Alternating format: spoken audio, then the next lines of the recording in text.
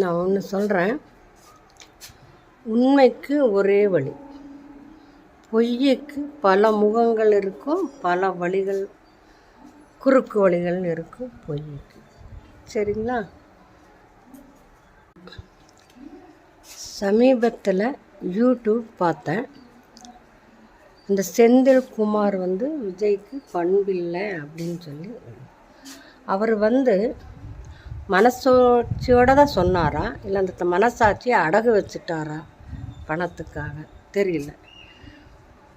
இளைய சமுதாயத்தை கேவலப்படுத்திட்டே இருக்கிறாங்க.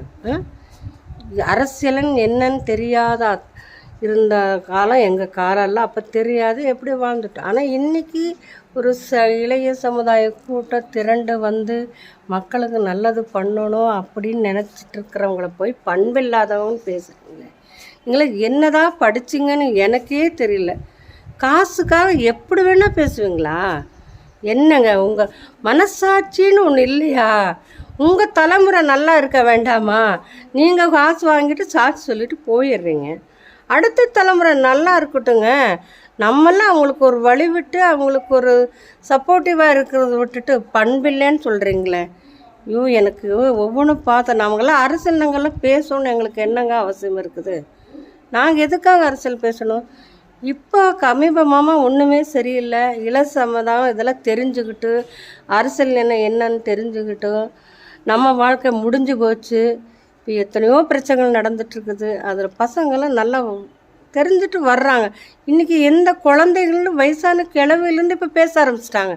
நான் மட்டும் கிடையாது, எத்தனையோ வயசானவங்க சின்ன குழந்தைங்க கூட இப்போது பேச ஆரம்பிச்சிட்டாங்க. ஏன்னா அவங்களுக்கெல்லாம் தெரியாது, அரசியல்னா என்னென்ன தெரியாது. குழந்தை கூட இன்றைக்கி பேசுகிறாங்க. அப்படி போயிட்டுருக்குதே. என்ன மனசாட்சி வேண்டாமா? அந்த செந்தில்குமார் சார் கொஞ்சம் மனசாட்சியோடு நடந்துக்குங்க சார். நாட்டோட நிலைமையெல்லாம் உங்களுக்கெல்லாம் தெரியாதா சார்? கொஞ்சம் மனசாட்சியோடு நடந்துக்குங்க. அடுத்த தலைமுறை அப்போ உங்கள் வாரிசே நல்லா இருக்க வேண்டாமா சார்? கொஞ்சம் யோசிங்க சார்.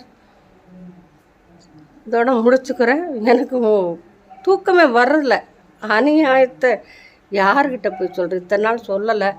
இருந்தாலும் அப்பப்போ சொல்லக்கூடாது, பேசக்கூடாதுன்னு தான் நினைப்பேன். இருந்தாலும் மனசு கேட்க மாட்டேங்குது, பேச வேண்டியதாக இருக்குது.